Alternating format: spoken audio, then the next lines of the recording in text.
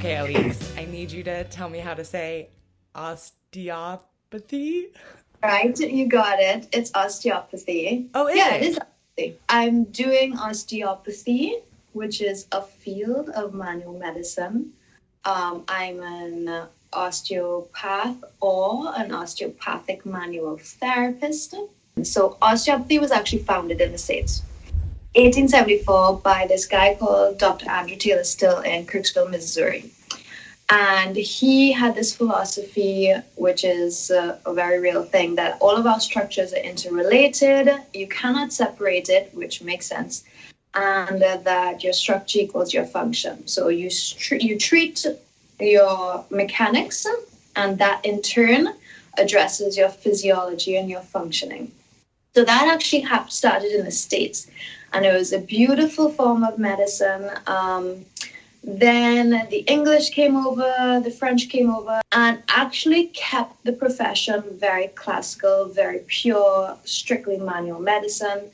And what happened in the States is pharmaceutical industry sort of seeped into the medical system, capitalism, money, all the good stuff, and the program turned into more of a GP program, like a regular doctor program. And the manual side of things became less of a focus. Is there a way to know that your osteopath is using the right techniques or, possibly not using diluted knowledge? Honestly, this is a field where you want to get referred to, right? It's really referral based as well. I was just going to say that. So it really is up to your clients to tell their friends, I've referred you to so many people because you fixed me with the first virtual session we ever did. That's a testament to just more the philosophy, right? If you just kind of understand your mechanics, then you can address a lot on yourself. I tell my patients all the time that these treatments are literally just like a nudge in the right direction. Mm-hmm. I have, half an hour, 45 minutes with you. You have 24/7 with your own body. So what you can do for yourself is tenfold of a difference of what I can do for you. So I'm just giving you a little bit of a go do the things, and then you take care of yourself, which is ideal. To be healthy is to be without aid, to be without me, to be without medicine, to be without a band-aid. So if you have the tools yourself to figure it out, what does my body like, does not like, then you're ahead of the game, right? So it's really the opposite of medicine because you're not only teaching your clients how to take care of themselves, but you're building these habits and the steps for them. 100%, because we innately have the ability to self-heal and self-regulate. Right? And that's what you want. You don't want to have a crutch. You don't want to be dependent on somebody. We want to build health as opposed to kind of focus on disease. And the more drugs that we take, the more interventions, it's side effects, it's compensations, it's all of this snowballing effect of other problems. Whereas simplicity is key, right? Yeah, because you have to know the ins and outs of like almost every working part of the body and how it works together. 100%, definitely. It's not focused on just musculature. It's not focused on just, your cardiovascular system, digestive system. You really have to understand everything. We can kind of look at it as, is the structure correct? Is the circulation correct? Is the nerve involvement correct? Is the hydrophysics correct to the joint? If we kind of look at those 4 different things, then we know eventually we'll find healing with that. That's amazing. I feel like you are already offering more explanation to injuries and things than I've ever received with an actual doctor. Yeah, there's already so much explanation, but it's nice to know that you can go in with an injury and find out exactly the working parts and why that happened. So I have to ask, so you are a dancer and osteopath. Yes. What came first and why did you end up going with these careers and allowing them to merge?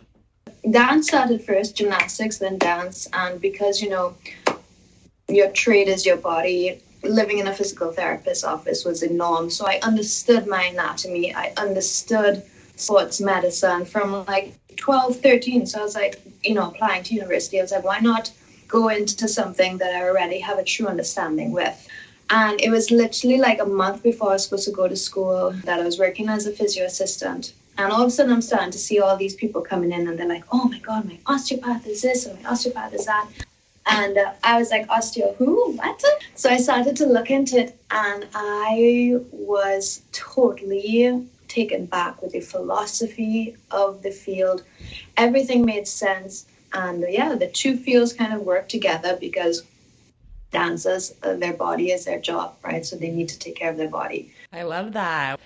You planted officially your first place and your spot. I just got my first space that is my own. And it's an awesome feeling. It's a very special feeling. So proud of my decorations and my plants. I know, it looks so beautiful. What services do you offer, and kind of how do you show those techniques and the unique ways that you teach your clients that? Well, I mean, obviously within the office, like I said, I have, whiteboards, educational tools, I have a mirror, and there's a little bit of an investigatory process to kind of figuring out what does that person do the majority of time that is locking in this alignment pattern. Sometimes I will just kind of dig a little deeper and say, how are you sleeping? What position do you sleep in? Or, what's your desk situation like? So it's really important to address the environmental factors first and foremost. Besides that, the education in hair. Education is so important. And that's why I love, as you can tell, I have word vomit with respect to this sort of stuff. I don't stop talking because there's so much to say. Mm-hmm.